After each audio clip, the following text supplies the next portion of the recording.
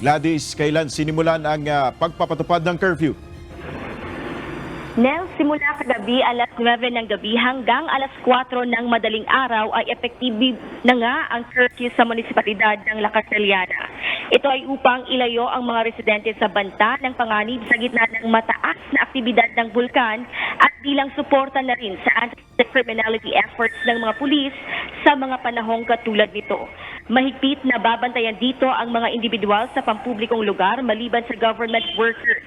Kasama rin sa exempted ang mga doktor at mga empleyado na nasa public utility companies na gumagawa ng construction, maintenance at emergency activities at iba pang kaugnay nito.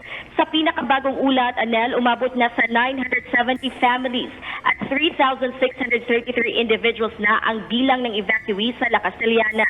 Dahil sa patuloy na pagdami ng mga inilikas, kinailangan ding magdagdag pa ng evacuation centers dito sa munisipalidad. Yan muna ang ating update mula rito sa La Castellana. Balik sa iyo, Janelle. Maraming salamat, Gladys Tuabi mula sa Negros Occidental.